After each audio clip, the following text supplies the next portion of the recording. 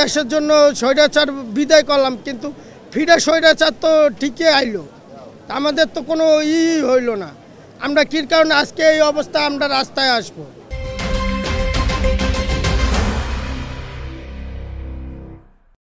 আমাদের কোনো দাবি মানে না, এবং কি আমরা মেডিকেলেরও ট্রিটমেন্ট পাচ্ছি না।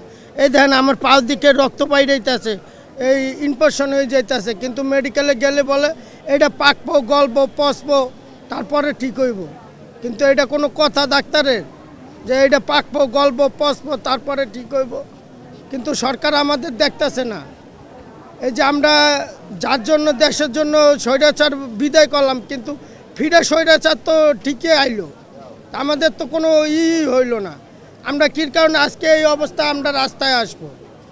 আমাদের থাকার কথা বাসায়, ট্রিটমেন্ট করার দরকার হইলো জরুরিভাবে।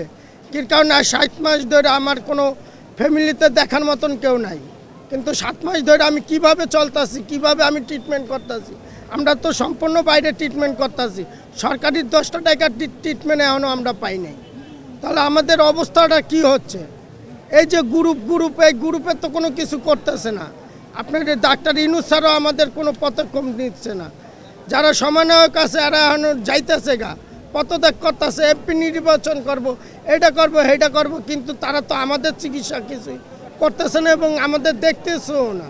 আপনারা সংস্কারের কথা বলতেছেন, সংস্কারের কথা বলেন। 18 কোটি জনগণের জন্য আমরা যুদ্ধ করছি, সম্মুখ সারির যোদ্ধা সবাই, এই প্রত্যেকে এক একটা সম্মুখ সারির যোদ্ধা, যার কারণে শহীদ হয়েছে, আহত হয়েছে, কারোর পাও নাই, কারোর চোখ নাই, কারোর হাত নাই। সংস্কারের কথা বলতেছেন, সংস্কার তো ঠিকই আগাই যাইতেছে, কিন্তু আমাদের জন্য কি করছেন? আমরা আপনাদের 18 কোটি জনগণের জন্য করছি, যা করার করে দিছি, স্বৈরাচার বিদায় করে দিছি। আমাদের জন্য কি করছেন বলেন? আপনারা 18 কোটি জনগণের কাছে আমার এই প্রশ্ন যে আপনারা আমাদের জন্য কি করছেন? আপনাদের জন্য আমরা এইটা করে দিছি, দেশ দ্বিতীয়বারের মতো স্বাধীন করে দিছি, দ্বিতীয়বারের জন্য স্বাধীন করে দিছি। আমাদের জন্য আপনারা কি করলেন? আমাদের আজকে কি জন্য আমাদের মাঠে নামতে হবে, রাস্তায় নামতে হবে? আমাদের দাবি না, আমাদের এটা অধিকার।